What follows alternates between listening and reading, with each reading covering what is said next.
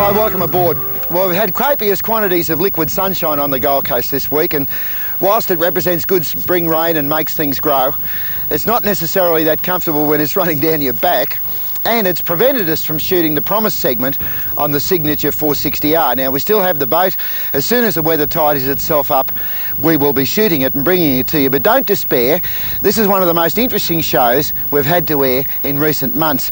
In a minute, Spinksy will be getting on the Brisbane River in a prawn trawler at night in the rain with some absolutely beautiful pictures shot by our ace cameraman Greg Bentley, and I'll be along a little later to continue our two-part series on the fabulous G-Force stabiliser. We'll have all of our usual content. Get set for a truly great show.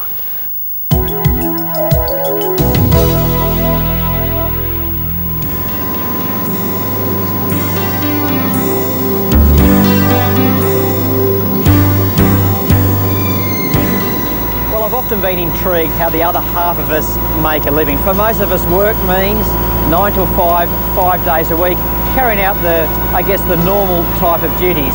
But not here. I'm on board a prawn trawler. It's 2 a.m. in the morning. I'm with skipper Pat Dennis. We'll be looking at his career and the art of prawn trawling. It's an amazing business.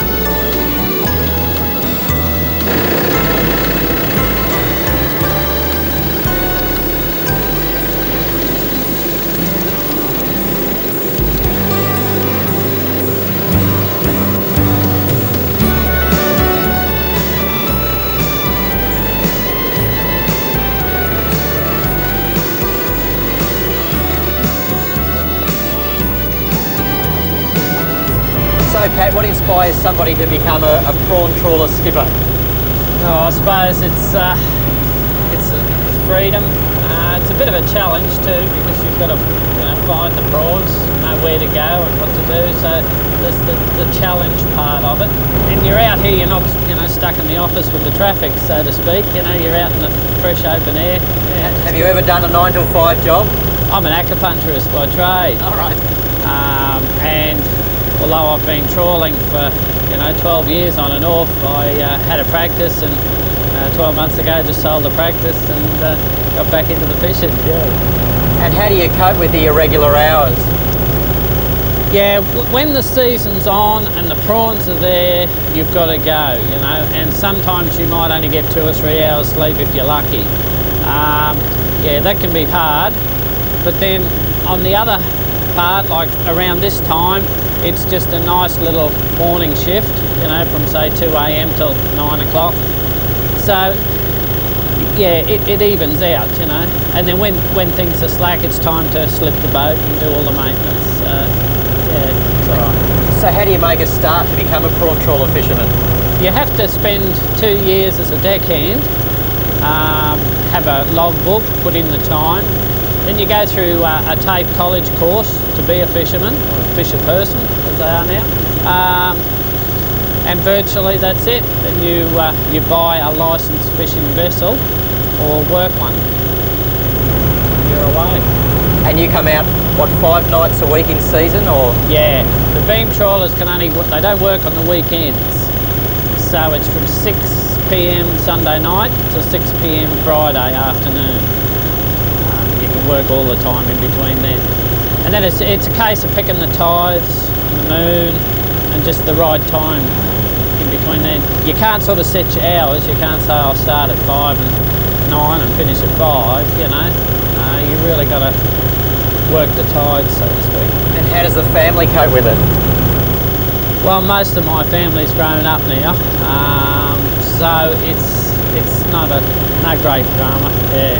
It'd be hard on a young family person, but at least with the beam trawlers I can duck home. With the bay trawlers and the ocean trawlers, well, they're out for either a week at a time or 3 to 6 months for the big boys up north. And So would you recommend it as a career?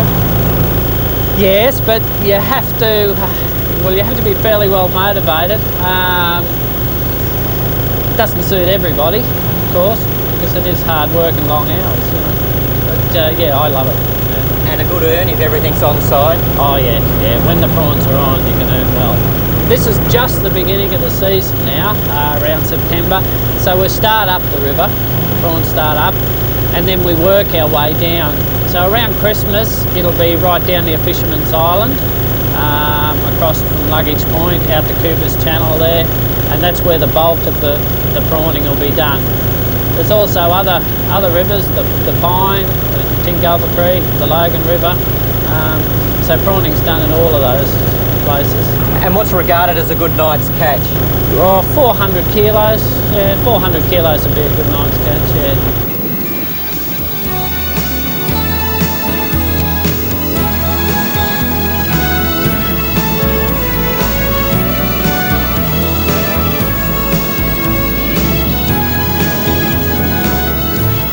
Well, it's now about 7:30 a.m. in the morning. I'm cold, it's been raining, my feet are wet and I'm hungry.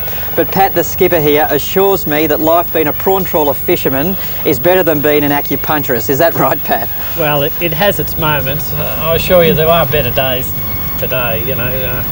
But yeah, it has its moments. So now I assume you're off for some breakfast. What happens to all the prawns? Well, we'll unload the prawns up at Markwell's Wholesale Bait, and that's where they're processed, put into packets and sold as bait. Okay, well I'm going to go and have some breakfast, change into something a little more comfortable and drier, and we'll catch up with all the action in the prawn room.